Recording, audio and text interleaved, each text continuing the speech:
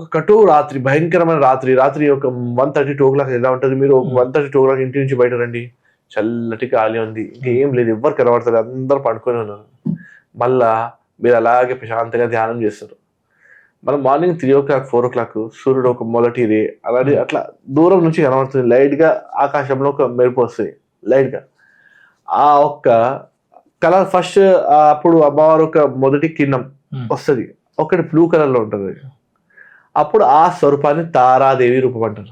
తార second తార అంటే మొదటి కిరణం. ద సన్ యొక్క మొదటి కిరణం. శివుడు లాంటి శివుడు ఏంది అప్పుడు సూర్యుడు రూపంలోనే ఉంటాడు. ఆయన మొదటి కిరణం. ఫస్ట్ తార. కాళికా మాత రోల్ ఏంటంటే సంపూర్ణ అన్ని కథం చేసి జీరోని మిగిలి ఒట్టి శివుడే మిగిలిపోవాలి. ఇంకా తార ఏంటంటే కంప్లీట్ గా రివర్స్. కాళీకి కంప్లీట్ గా రివర్స్ ఉన్న స్వరూపం. తారా స్వరూపంలో ఈ జగత్లో మాత తన మొదటి నేను ఈ జగత్కి అంటే తార కాళీకి కంప్లీట్ ఆపోజిట్ అనమాట. కాళీ మొత్తం సమానం, తార అమ్మ. ఇక కథం చేస్తే ఈమె పుట్టిస్తుంది. మొత్తం బ్లూ కలర్ లో ఉంటది. ఇంకా ఈ కాళికా మాతకి ఎప్పుడైనా చూపిస్తే ఎట్లా చూపిస్తారు? శివుని పైన శివుడు పనుకొని ఉన్నాడు, అమ్మవారు నిలబడి ఉన్నది శివుని పైన. తారను ఎట్లా చూపిస్తాడు?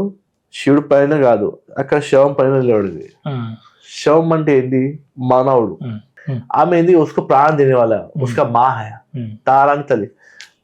ఆమె ఇంత పెద్ద బొజ్జలో ఖడ్గం ఇవన్నీ ధరించి ఉంటది. ఒక చేతిలో కత్తెర ఉంటది, ఒక చేతిలో బ్లూ కలర్ ఫ్లవర్స్ ఉంటది. తారా రూపంలో ఆమె ఏం చేస్తే సృష్టికి పోషణ ఇస్తుంది.